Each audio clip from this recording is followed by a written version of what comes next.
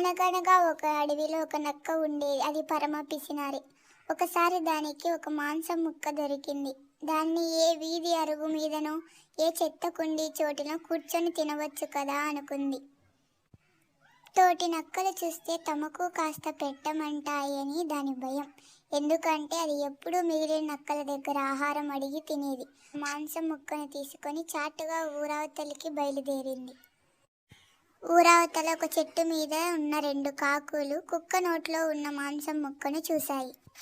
అప్పుడు ఒక కాకి తన తోటి కాకితో ఇలా అనింది. మిత్రమా, చూసావా? ఆ నక్క దగ్గర మాంసం చూసావా ఎంత పెద్దదిగా ఉందో? కాబట్టి ఆ మాంసాన్ని మనం ఎలాగోలా దక్కించుకోవాలి. ఆ నక్క దగ్గర నుంచి ఎలాగైనా సరే మాంసం ముక్కను తినాలి అని అంది కాకి. అప్పుడు ఒక కాకి నక్కతో ఇలా కబుర్లు చెప్పింది.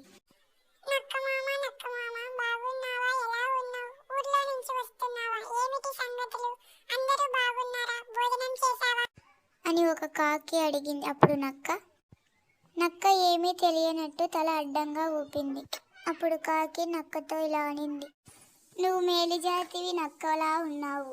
నీలాంటి నక్కను ఇంత అందంగా మేము ఎప్పుడు ఇక్కడ చూడలేదు. నువ్వు చాలా మంచి నక్కలా ఉన్నావు. నీతో స్నేహం చేయాలని ఉంది.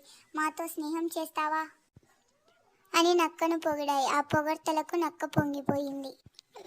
వెంటనే 2 కాకులు సంతోషంగా అరుస్తూ నక్క చుట్టూ తిరిగి ఆడుకోసాగాయి. ఒక కాకి నక్క వెనక్కు, మరొక కాకి నక్క ముందుకు చేరుకున్నాయి. ఆ నక్కలు దారి మళ్లించి ఆ మాంసం ముక్కను తీసుకొని అక్కడి నుండి వెళ్ళిపోసాగాయి. పాపం ఆ నక్క అలాగే చూస్తూ ఉండిపోసాగింది.